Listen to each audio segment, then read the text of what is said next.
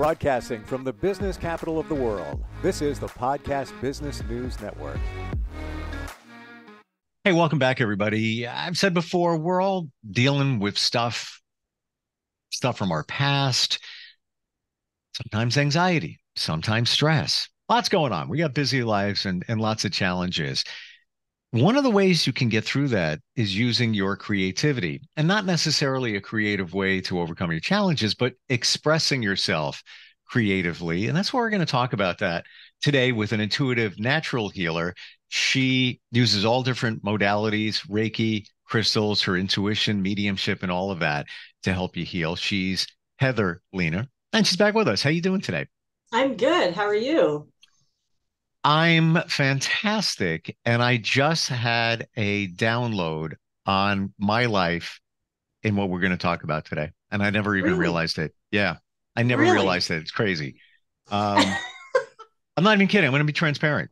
Uh, my childhood had some challenges. Parents got divorced when I was little. I was bullied.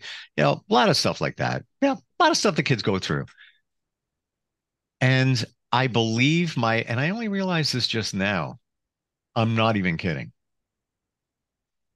I believe that a way for me to get through it was drawing cartoons. And I did it all the time to the point where I wanted to be a syndicated cartoonist. Okay. And what flicked in my mind as we started talking about this today in my office right there in this building, I have a news article clipping on the wall when I had my cartoons displayed in a library, local library, when I was 17. And Okay. I just passed a little while ago, as I was going to that computer over there, and I'm like, remember that article? Yeah. And it was in my head. And as we're talking about it, I do believe that was my outlet for getting through. That was my therapy. That hmm was my therapy. Does that sound reasonable? It does. And not only does it sound reasonable, but it leads into our conversation last week about our inner child, right? Mm, So when we release when we release our inner child and allow our inner child to start our creativity and really what we enjoy doing and what we allow ourselves to do, we really allow ourselves to be our true, authentic selves. mm. And when do you do that? When you're a kid, because when you get older, that creativity could get stifled. Well, people are going to judge me. When you're a kid, I'm going to draw, I'm going to do this, I'm going to do that, I'm going to have a great time. You don't Nobody care. doesn't care. Nobody cares. You're a kid. So you could draw the craziest thing ever, right? And people are going to go, oh, how amazing is that? But you draw the same thing when you're an adult and people are like, what is that? Right. I mean, and so what happens, you're right, is our creativity gets stifled or something doesn't work, or take one or two hits, as I call them, or negative comments, and we internalize those. And we become like, oh no, I can't do that because somebody might think it's bad, instead of saying, well, that's their own opinion, but I'm going to keep doing it. Right. Right. I even look at my kids when they were, 6, 7, right around there, 8. And I have something my son did. I think maybe he was 7, framed on the wall because artistically it's genius. And I'm not saying that because it's my kid. And at home, I have something my daughter did on a paper plate that it's like this is like art, an adult artist Yeah. quality thing that was done because I think that there's no filter. They're just doing whatever they feel. It's just coming through. And a perfect example of this would be my dad. Okay, so my dad and my grandmother both had green thumbs and they were extremely creative. My grandmother, made sock monkeys. She made Christmas ornaments. She did all of this stuff, right? Hmm. Well, my dad fell in line with her. I don't have that. That gene was not passed down to me. But my son needed an Egyptian mask one time for a kindergarten or a first grade play that he was doing. So my dad goes and he gets one of those round oatmeal containers, right? And he gets some construction paper and he starts this project. And I'm going, Dad, what are you doing? That doesn't look, all this negativity. Dad, what are you doing? That doesn't look anything like, what do you think you're doing? By the time he got done, he had this whole Egyptian full mask, right? Now, if my dad had looked at me and said, "You're right, it looks bad," yeah, I think the kid would have had this crappy mask. But my dad's like, just wait, you'll see, just wait. And it turned out to be like this full, beautiful Egyptian mask. And that's where you go, where you look when somebody's being negative, you just look at him and you go, okay, so it's not your taste, and that's okay, but I want to continue being my fully creative self. Mm. Why are we not being more creative now? You Why know, can't we do it? I don't know why we can't do it. And I think part of it may be that we feel like we're going to get criticized or that it won't work out, right? So my latest creativity thing is I started gardening. And I am like, and I Mm. used to tell people I am the black thumb of the family. Mm. But I started with a few houseplants, right? And then I started getting into like gardening. And as difficult as it is, because I live in a high desert area with a lot of heat, right? But as difficult as it is, and as frustrating as it is, if I lose plants for bugs or whatever, I'm being creative and I'm allowing myself this opportunity to grow and learn something new, even with the challenges. So I wonder if sometimes we don't want to be creative because we don't want to overcome the obstacles and the challenges that could come with that. Hmm. You just brought something to my attention. I used to be into gardening. I say used to because I sold a house. So don't have the same situation. I'm in between houses. It's the market's kind of crazy. There's not a lot of inventory now. But that was my joy. I renovated a backyard and I would go out there. And as soon as it got warm out in April, I was out there, getting it ready, and you would never find a weed. I would even take, I don't know if you know what yuccas are. Um, I do. I made it tropical. So I would learn that if I cut them, I would give them haircuts. And I had like 19 of them. I would go around and it would take a full day, sometimes a day and a half to give them a haircut, but I would cut them and they would look like palm trees. And then Oh it my would gosh. encourage them to grow up, like the stalk would grow up. And some of them, I like 4 feet tall plus. But I would do that. I never realized that that was a form of creativity. And it is. Wow. And there's many things, people consider creativity like art, right?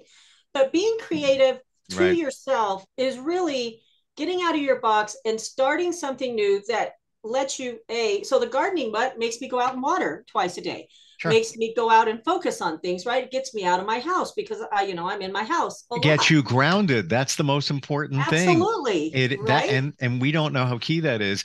Quick side note, I went to somebody's house a few weeks ago. I'm part of a group and we help the community, and this family was having some medical challenges, and they had bought the mulch and they wanted to redo their yard or just do their yard.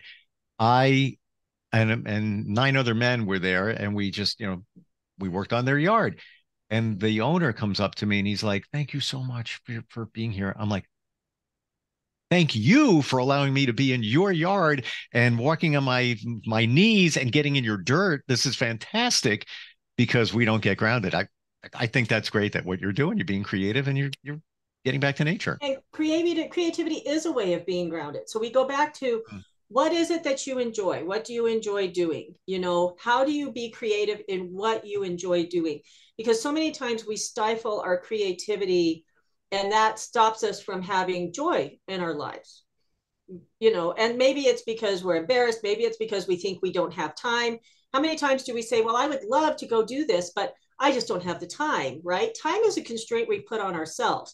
So if we can find the time, make time, even 10, 15, 20 minutes a day to be creative and allow ourselves to ground in our creativity, which is a great way to say it, Steve, it brings out the joy in us, which we go back to the positivity portion of it, right?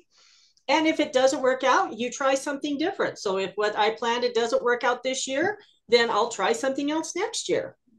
Hmm. You know. When you say joy, right away I get a picture of childhood, Mm-hmm. because think back if you can in your mind when you were younger, like we were talking earlier, when you did those things that were fun and you were being creative and expressive and just enjoying life. And there was no mortgages, payments, bills. You don't have to worry about that. And it was just like, wow, this is so much fun. I'm having so much fun doing this. This is, Yep. I can take myself back there in a second. And I was cartooning, but I wanted to do radio, and I would be building things and wires and taught myself electronics. And it was like anything is possible. Mm-hmm. Anything is possible. Yeah. Do you think when we say creative, we can also spin that into creative thinking? Like you just said before, it's not about, we say creativity, we think about art. And a lot of people say, well, I can't paint, I can't do that. But you can do things in a creative way, right? Not only that, you can create your own life, which is where this is actually headed and where the message actually is for today, which is what I just got, right? So there is a movie coming out. I don't know the actual name of it, but the basis of the movie is there's a cartoon character, and in this book, he has this purple crayon, and he goes around and he draws everything that he wants, right? And everything he draws with this purple crayon comes to life, so to speak, right? So if you were going to create with this purple crayon your life and what you wanted, what would you do? Right? What would your imagination create for you? Right? So if you could draw anything for your life, what would you draw?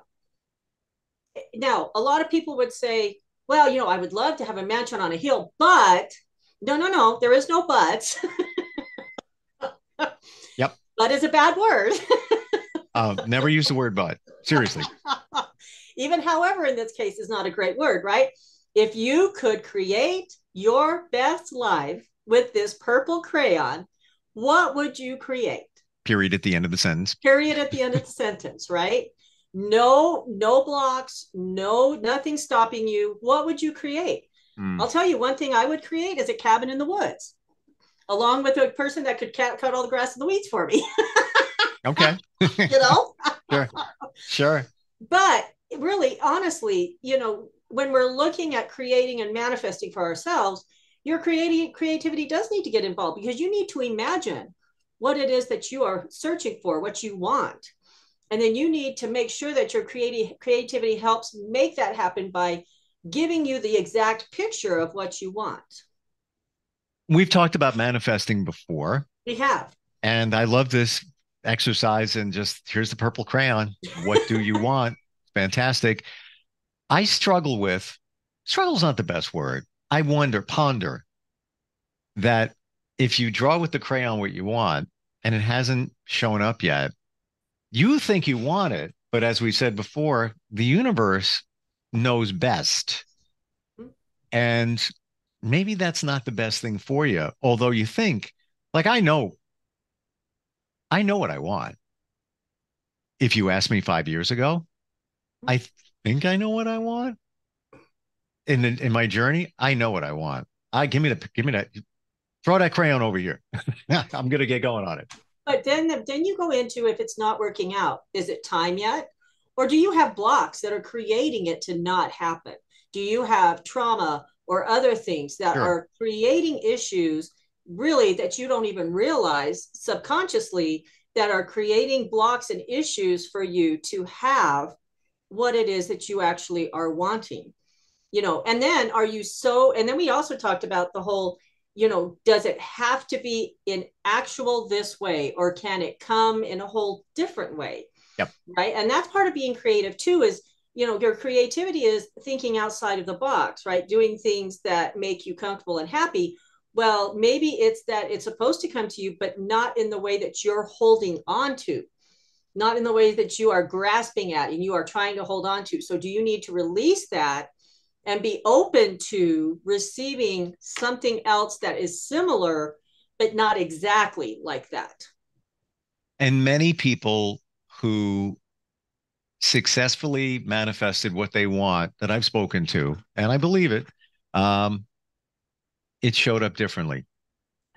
My truck is a prime example of that. I remember we talked about that. Yeah. Yeah. My truck is a prime example of it showing up, but in a different way. Right. Yeah. I don't want a Dodge. And now I have a Dodge sitting in my driveway. Right. And are you happy with it? Oh, absolutely. I'm ecstatic with it. And I wouldn't change at this point. I wouldn't change what I did or what I got, you Hmm. know? And so I creating what I wanted? Absolutely. Did I give a basis of everything that I wanted? Absolutely. But was the universe like, yeah, no, that isn't going to work for you as well as this is going to work for you? And so, but I was having to be willing to accept that change and be creative enough to say, okay, you know what? Yeah, I'll accept this instead of that, because creativity is more than just drawing, or it's like accepting what is coming to you. That sounds weird even to me, because that just literally just came in my head. But really, creativity also stems from allowing things to flow through you and receiving them, right? How do artists come up with things? They come up with things in their mind and they just flow, right? So it's no different with us. We come up with things and then we need to let it flow. We need to let it go and move and turn out the way.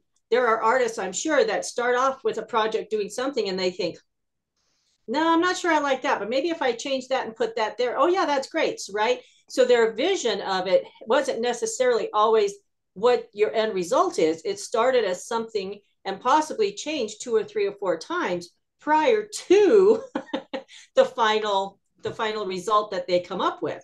So it's no different. Creating our life is no different, that we may have our eyes set on something, but we may need to tweak or move or change things in order to get the best result for us.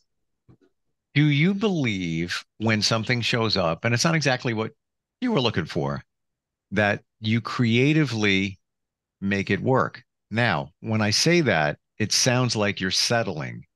Like, no, it's not what I wanted, but I'll make it work.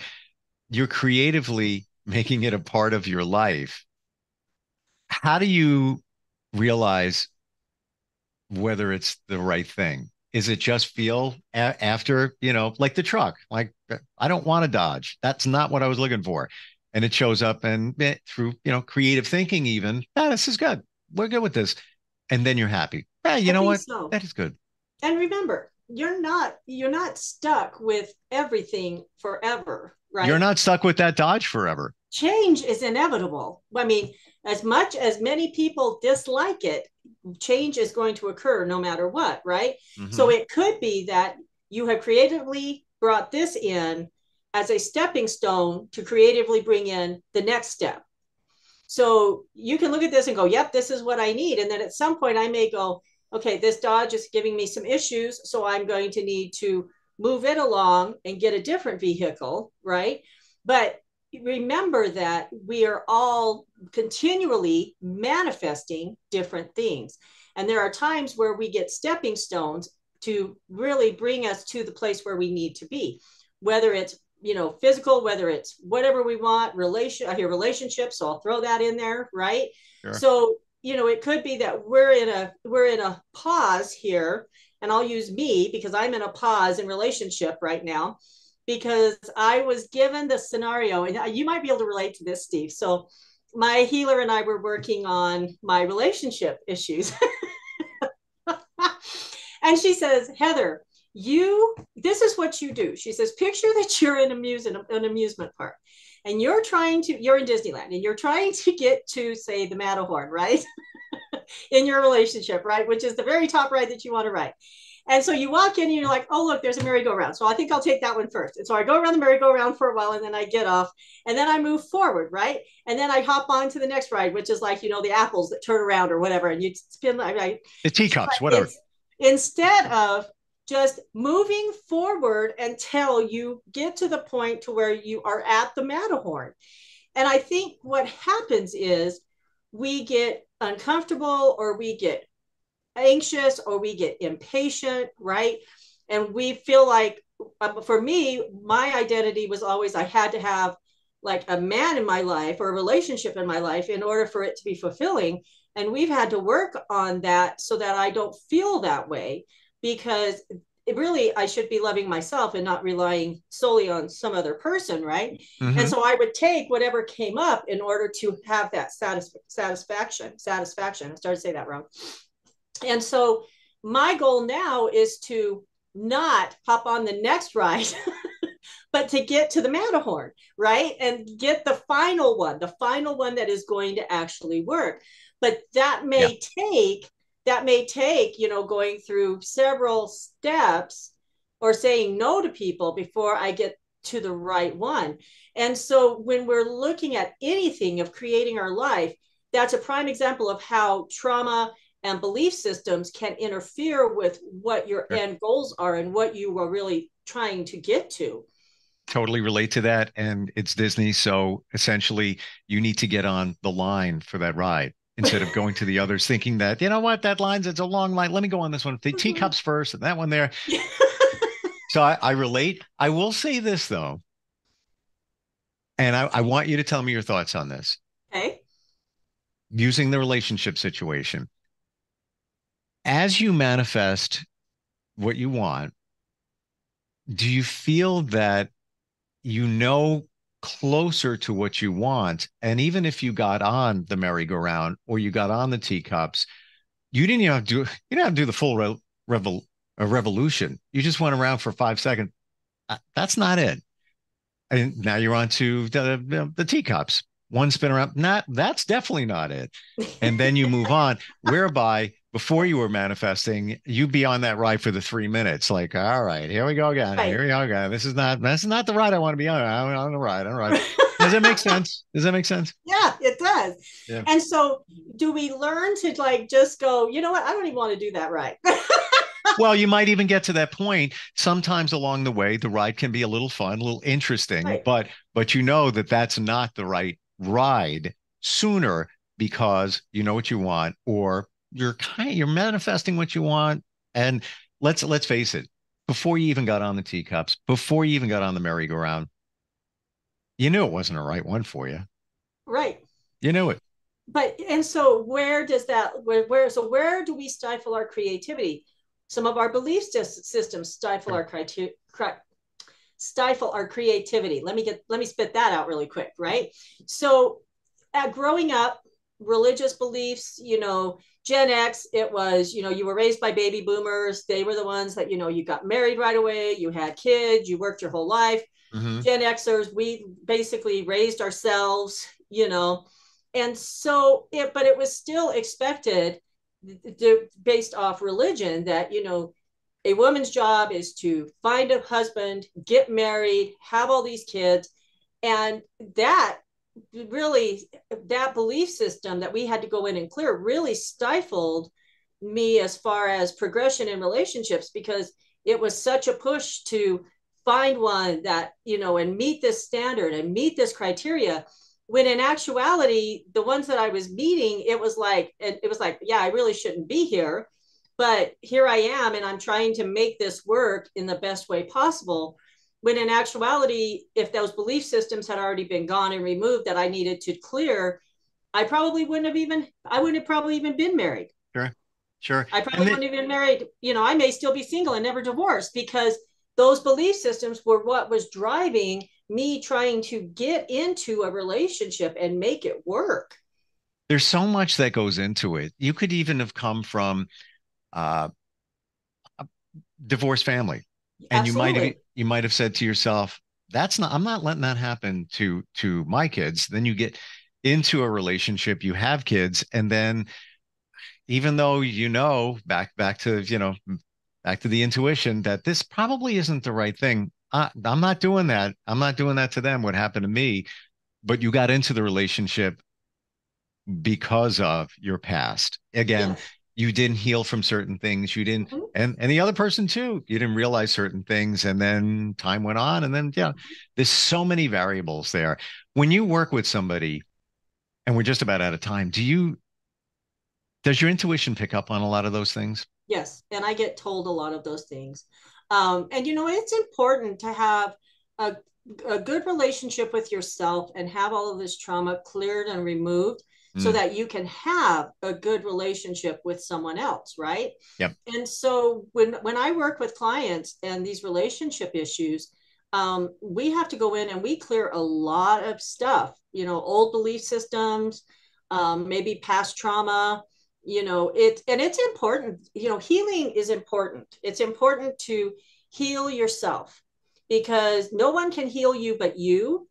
And so, I can help walk you through this process. And that's what I do. And that's what I enjoy doing. Come see me, because that's what I do. Right. But ultimately, you want to be able to heal yourself so that you get the best out of your life without having to deal with the trauma or being with someone that, or feeling guilt. How many times do people have guilt because they end up in a divorce? And, there's a stigma with being divorced. But in actuality, in my world, being divorced is better than being with the person that I was still with, because it was creating trauma in my world by being there. Yep. And it goes against you. Again, we go back to what's inside of you, because it's just like it's swimming against the current. Your current is going this way, and now that relationship is going the other way, and it's just like it eats you up inside, slowly eats you up inside. And you don't know until you've gone through and realize what it's like, what it feels like to heal through those things. I'm speaking from experience, like, whoa, that's what it's like. That's what it's supposed to feel like when you're on the other side of it and you haven't done the work, and everything is work. You don't know it. You just don't know it. And I challenge everybody, if, come see me, go see somebody, but start your healing process. For me, doing the processing and the work that I have done, it has just been such a game changer in my life. Yeah, I get it. And I don't judge anybody. I will look at others in their situation and think to myself, if you only just figured out that you just need to heal and do the work. And this is why you're doing what you're doing, but that's not my job. But it's clear, because I went through it. How do we find you? So you can find me on Facebook and Instagram at Healings with Heather, or on my website at heatherlena.com. I'll see you online at the amusement park. I'll save you a place in line at the Matterhorn. Oh, thank you. How does that even go in terms of, the world of Disney? Is that, do I get a, whatever pass that is? So I don't know. I haven't been to Disneyland in like 20 years. Speed pass. That's what it is. I need a speed pass so I can bypass the line or whatever it might be. But we're going to pass up the teacups, the merry-go-round. It's just not worth it. Now that you and I know. Always wonderful talking with you, and truly looking forward next time we get together. All right. We'll see you next week. You got it. Coming right back. Are you looking for even more of the podcasts and hosts that you love? The Podcast Business News Network is proud to announce that you now have even more ways to listen live. Check out the MyTuner Radio, online radio box, and Simple Radio apps on iOS and Android, or find us online. Search for Business News Network on mytuner-radio.com, or search Podcast Business News Network on streama.com and onlineradiobox.com/US. Take your podcast on the go and don't miss a minute of the action.